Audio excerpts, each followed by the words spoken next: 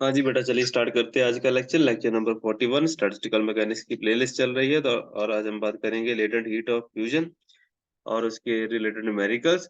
सो हमारे सामने जो न्यूमेरिकल है, 10 grams of ice at 0 degree Celsius is added to a beaker containing 30 grams of water at 25 degree Celsius. मतलब हमारे पास ice है और वाटर है। हमारा जो वाटर है वो 25 डिग्री सेल्सियस के ऊपर मेंटेन किया गया है, और जो आइस है उसका जो टेम्परेचर होता है वो 0 डिग्री के ऊपर है। And what will be the final temperature of the system when it comes to thermal equilibrium. मतलब अगर आइस को वाटर में डाल देंगे तो उसका फाइनल टेम्परेचर क्या होगा इक्विलिब्रियम के बाद, तो वो हमने पता करना है। तो यहाँ पे हमें क्या चाहिए, हमें दो तीन चीजों की डिटेल पे होनी चाहिए, दो दो फॉर्मुलेशन और उसकी बेसिक कंसेप्ट पता होने चाहिए। चलिए देखते हैं इसका आंसर क्या होगा। 0 डिग्री सेल्सियस आएगा, वो मैंने पहले मार्क करके रखा हुआ है, बिकॉज आइस मेल्ट नहीं कर पाएगी प्रॉपरली। तो लेटेंट हीट ऑफ फ्यूजन की बात करेंगे। लेटेंट हीट ऑफ फ्यूजन क्या होता है, तो जैसे ही हम आइस को मेल्ट करने की बात करते हैं, तो आइस आपको पता ही है कि आइस 0 डिग्री के ऊपर ही मेल्ट होती है। जब तक आइस मेल्ट नहीं होगी टेम्परेचर चेंज नहीं करेगा। तो लेटेंट हीट की बात करेंगे। तो लेटेंट हीट मतलब लेटेंट हीट का कंसेप्ट क्या है कि energy required to change an object state. मतलब अगर आइस को सॉलिड फेज से आपने वाटर में लेके चेंज करना है, मतलब उसका फेज चेंज करना है, तो उसके लिए आपको लेटेंट हीट अप्लाई करनी पड़ती है। मतलब कितनी एनर्जी रिक्वायर्ड होगी उसके लिए, उसको हम लेटेंट हीट का कंसेप्ट कहते हैं। सो लेटेंट हीट ऑफ फ्यूजन यहाँ पे क्या रहेगी, लेटेंट हीट ऑफ फ्यूजन का मतलब रहेगा द एडेड एनर्जी और the heat because of which an object changes to another state. मतलब कितनी एनर्जी आप प्रोवाइड करोगे, कितनी हीट आप प्रोवाइड करोगे। ठीक है जी, वो चीज इसके हो जाती है, इसको हम लेटेंट हीट ऑफ फ्यूजन का भी नाम देते हैं। So here it is about the transformation of solid to liquid और लिक्विड टू गैसेस। तो यहाँ पे मेल्टिंग भी हो सकती है, यहाँ पे बॉइलिंग का कंसेप्ट भी आ सकता है, तो लेटेंट हीट ऑफ फ्यूजन का कंसेप्ट आता है। सो फॉर्मुलेशन, ठीक है, अगर बात करें तो इसको कैसे इंप्लीमेंट किया जाता है, तो फॉर्मूला जो हम यहाँ पे लगाते हैं, delta Q is equal to M into L के साथ जाते हैं। ये वाला इसका बेसिक सा कंसेप्ट होता है, जहाँ पे लेटेंट हीट इन्वॉल्व हो जाएगी। लेटेंट हीट ऑफ मेल्टिंग और लेटेंट हीट ऑफ वेपराइजेशन की बात होगी, वहां पे हम डेल्टा क्यू मतलब कितनी हीट एनर्जी चाहिए या कितने, उसको कैसे लिखेंगे, कितनी हीट एनर्जी चाहिए उसको मेल्ट करने के लिए या बॉयल ऑफ करने के लिए। तो उसके लिए हमें चाहिए होगा यहाँ पे क्या करना पड़ेगा, it should be given by the कितना मास है बॉडी मटेरियल का, और उसकी लेटेंट हीट कितनी है। मतलब उसका जो पैरामीटर है जिसको हमने एल के साथ लिखा है, लेटेंट हीट ऑफ फ्यूजन के साथ लिखा है, वो कितना है और कितना मटेरियल है हमारे पास, उन दोनों का कॉम्बिनेशन यहाँ पे वर्णन किया जाएगा। तो जस्ट लाइक यहाँ पे इसका एक और फॉर्मूला, उसको हम न्यूमेरिकल में भी देखेंगे। एक और फॉर्मुलेशन होता है ऐसा ही न्यूमेरिकल के कॉरस्पॉन्डिंग, दो अलग अलग फॉर्मुलेशन यूज होते हैं, दोनों फॉर्मूला मोस्टली पैरेलली यूज होते हैं यहाँ पे।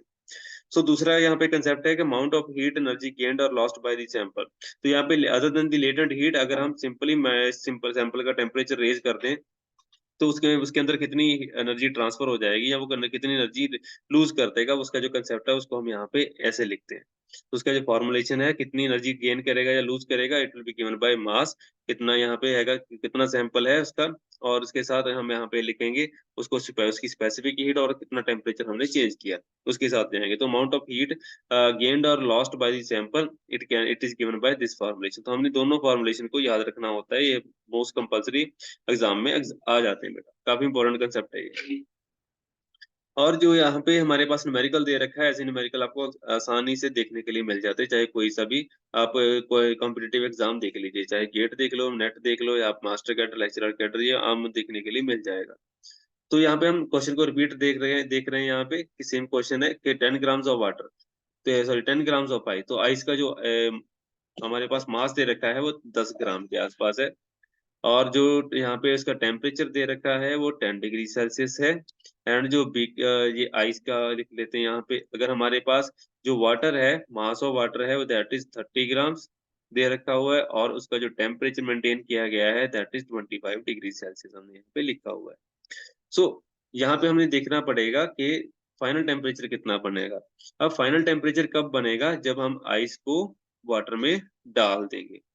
तो आइस कब मेल्ट करेगी, जब उसके पास सफिशिएंट एनर्जी होगी सो दैट ये मेल्ट कर पाए। मतलब वाटर को उतनी एनर्जी उसको ट्रांसफर करनी पड़ेगी सो दैट आइस को हम मेल्ट कर पाए, यही इसका बेसिक सा कंसेप्ट है।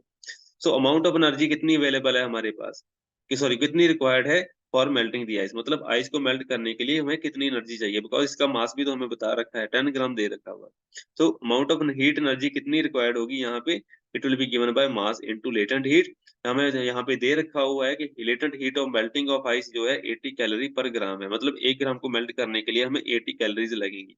तो लेटेंट हीट हमने यहाँ पे इंक्लूड कर दी, और जो मास है वो 10 ग्राम की दिया हुआ है, तो 800 कैलोरीज की हमारी यहाँ पे इनपुट की एनर्जी चाहिए, मतलब इतनी एनर्जी रिक्वायर्ड है so as to melt the ice.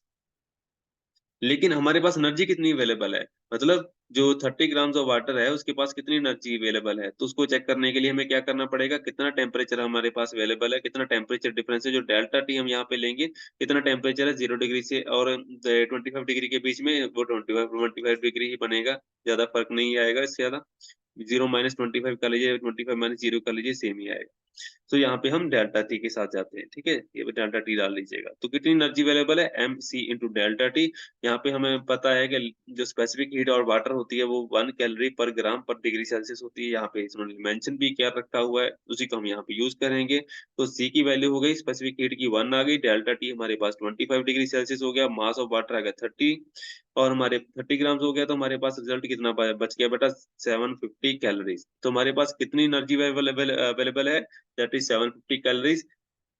लेकिन हमें एनर्जी चाहिए कितनी थी, दैट वाज 800 कैलोरीज, मतलब हमारे पास एनर्जी कम अवेलेबल है, कम एनर्जी के साथ आप उसको मेल्ट नहीं कर पाएंगे। सो आइस विल नॉट मेल्ट। तो हमारे पास क्या हो जाएगा, जो हमारे पास फेज चेंज होगा तो उसके पास एक्स्ट्रा कुछ भी नहीं बचेगा, तो फाइनल टेम्परेचर हमारे पास जो कितना रहेगा, 0 डिग्री रहेगा, उसके पास कोई एक्स्ट्रा एनर्जी अवेलेबल नहीं रहेगी, ताकि उसका टेम्परेचर जो है रेज़ कर सके। तो आंसर हमारे पास क्या बनेगा, ऑप्शन ए ही बनेगी, और कोई टेम्परेचर यहाँ पे इसको सूटेबली नहीं चलेगा। बी ऑप्शन गलत, सी ऑप्शन गलत, एंड डी ऑप्शन वही यहाँ पे हमारे पास गलत हो जाएगा। 0 डिग्री के साथ हम यहाँ पे जाएँगे। तो ऐसे न्यूमेरिकल आपको एग्ज़ाम में आम देखने के लिए मिलेंगे। दोनों फॉर्मुलेशन आपने याद रखने हैं कि लेटेंट हीट ऑफ फ्यूजन के कॉरेस्पॉन्डिंग अगर आपको डायरेक्टली क्वेश्चन आ जाता तो इसको यहाँ से आ जाएगा। इसमें जो कंसेप्ट, ये वाला जो कंसेप्ट है, फॉर्मूला है, वो डायरेक्टली आप इम्प्लीमेंट कर सकते हो।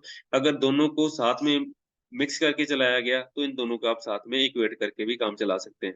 तो ये चीजें नॉर्मली आपको एग्जाम में देखने के लिए मिल जाती है। कभी टेम्परेचर फाइंड आउट करना होता है, कभी लेटेंट हीट फाइंड आउट करनी होती है, तो ऐसे न्यूमेरिकल आपको आम देखने के लिए मिल जाते हैं एग्जाम में। तो ऐसे न्यूमेरिकल आपके लिए लेके आते रहेंगे। Till then thank you very much, see you next time.